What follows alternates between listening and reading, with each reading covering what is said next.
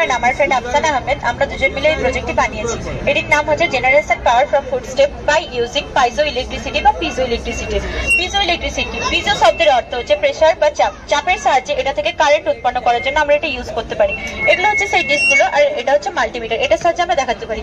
সাধারণত কারেন্ট তৈরি করার জন্য আমরা কয়লা ইউজ করি। কয়লাতে কি হয়, বায়ু দূষণ ঘটে। আর তাছাড়া আমরা সোলার প্যানেল ইউজ করতে পারি। সোলার প্যানেলে মেঘাচ্ছন্ন পরিবেশে কারেন্ট উৎপন্ন হয় না। এছাড়া আমরা যদি বায়ুকল ইউজ করি, সবসময় বায়ু সমানভাবে প্রবাহিত হয় না, সে কারণে ওখানেও অসুবিধা আছে। তাছাড়া টারবাইন যদি ইউজ করি, সবসময় সমুদ্র বা নদী সব জায়গায় অ্যাভেলেবেল না, ওই জন্য সেখানে প্রবলেম আছে। আর ইন্ডিয়ার মতন জলবহুল পরিবেশে যদি আমরা এটা ইমপ্লিমেন্ট করতে পারি তবে অনেক ফায়দা আছে। কারণ মানুষজন যখন হেঁটে যাতায়াত করবে, তাদের পায়ের চাপে যে যান্ত্রিক শক্তি সেটা তড়িৎ শক্তিতে কনভার্ট হতে পারবে।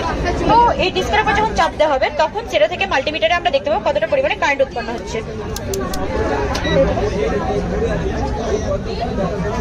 আর এইখানে মাল্টিমিটারে দেখা যাচ্ছে কতটা কারেন্ট উৎপন্ন হচ্ছে।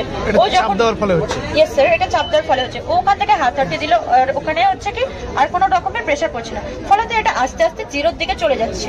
এটাই আমরা এখানে দেখানোর চেষ্টা করেছি।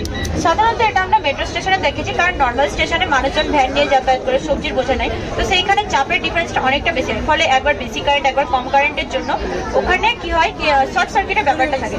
তো তাই আমরা এখানে একটা মেট্রো স্টেশন দেখেছি, কারণ মেট্রোতে অর্গানাইজ হইতে মানুষজন যাতায়াত করে।